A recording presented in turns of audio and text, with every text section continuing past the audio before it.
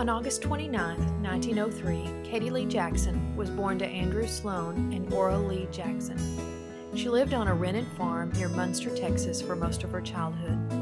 As a little girl, I remember spending the night with my grandmother, lying in bed with the windows open to let in the summer breeze as she shared her memories of growing up with her older brother Alfred in a place that sounded very much like the American frontier to me.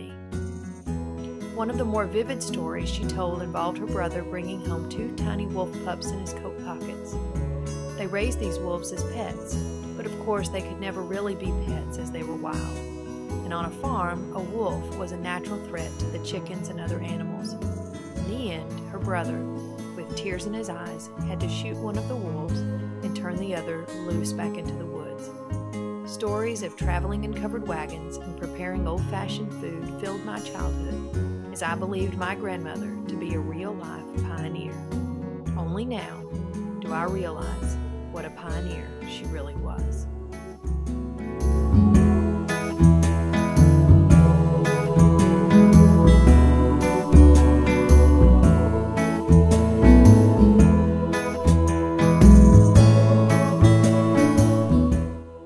As a teenager, she left home to pursue her education. Out on the prairie, there was no high school. Katie Lee had to board in the nearest town, Gainesville, in order to go to school.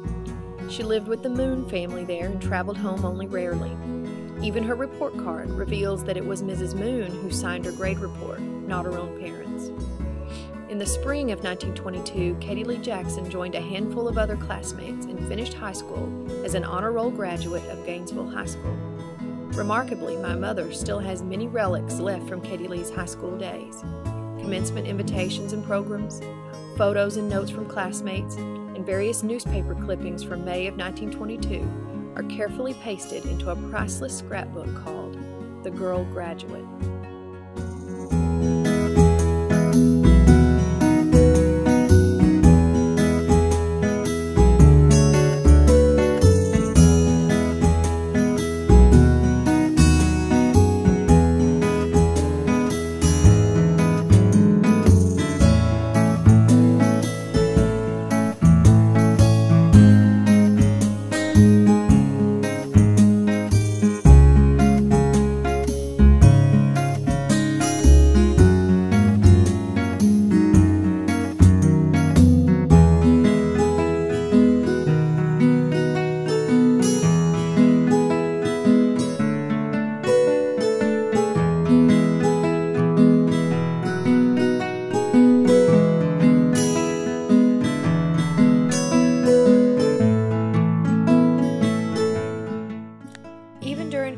Days, Katie Lee saw a need in her community and made it part of her lifelong dream, one that she wrote down and pasted into her precious scrapbook: the need for a better rural school system.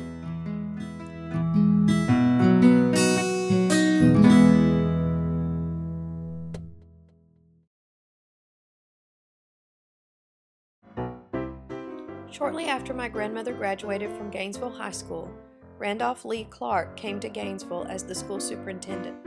He had founded a junior college in Wichita Falls a couple of years earlier and believed in the value of offering higher education close to home. With the help of the community, Gainesville Junior College was born. For many years, both Gainesville High School and Gainesville Junior College were both housed in the same building, the Newsom Daughtry Mansion. Katie Lee Jackson, along with 32 others, began college as the charter class of Gainesville Junior College in the fall of 1924. Since, Gainesville Junior College has become North Central Texas College and is the oldest continuously operating 2-year college in Texas. Eventually, Katie Lee headed a few miles south to Denton to obtain her teaching certificate in 1926. She taught at country schools during the year and took classes in the summer. Finally, in 1931, she finished her Bachelor of Arts degree in English at North Texas State Teachers College.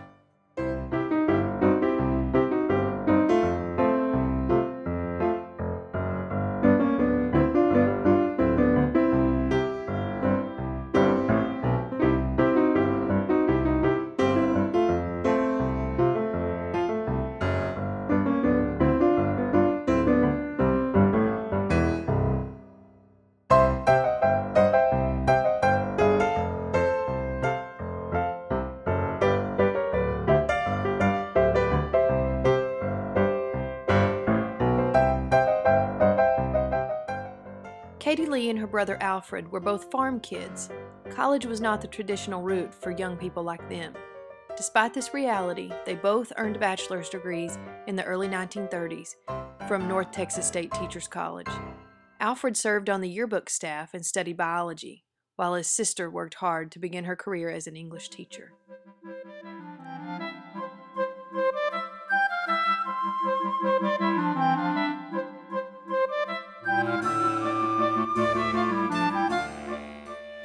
After teaching in the rural schools of Cook County for 5 years, Katie Lee moved to Bardwell, Texas, south of Dallas to teach.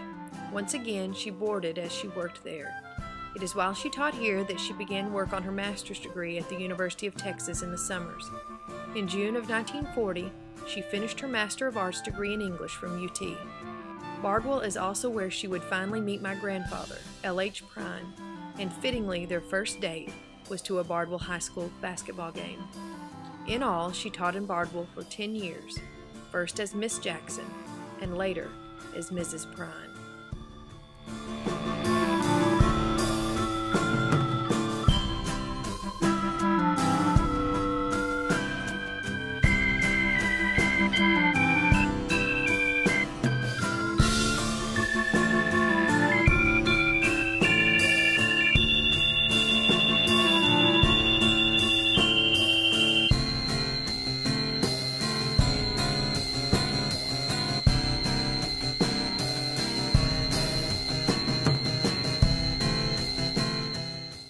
All the while, through all the studying and teaching, Katie Lee was an avid reader and writer herself. She especially loved poetry and wrote short stories and essays of her own. Today, those written words of hers provide a priceless glimpse of the past.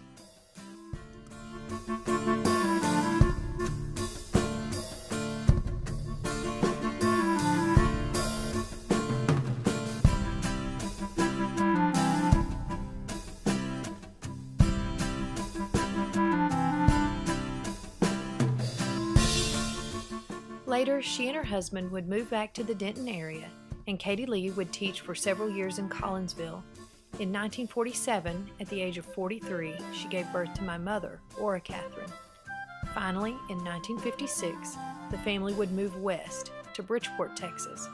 It is here that my mother finished high school in 1965, and my grandmother finished her teaching career in 1966. My mother went on to North Texas State University, the alma mater of her mother, and also became a teacher. She would enjoy a long career in education with her husband, Don Micah, both offering over 30 years of service to Bridgeport High School. In 1976, Ora and Don gave birth to Melissa Catherine, me, and in 1981, my brother Charles came along. The two of us also graduated from Bridgeport High School and went on to college. My brother holds a bachelor's degree from Texas A&M University and an MD from the University of Texas at Houston Medical School. I hold a Bachelor of Arts and a Master of Arts in English from Texas A&M University-Commerce. Like my grandmother, who came so many years before me, I teach high school English in a rural high school. Today, I am only a few months away from finishing a PhD in English from Texas A&M University-Commerce. Without doubt, my grandmother, a true pioneer for women and educators, serves as a literacy sponsor for the generations that came after her. My mother, myself, and even her great-granddaughter, Audra Lee, whom she never met. It is she who blazed the trail for us. Her story is one to be treasured as her words and legacy live on.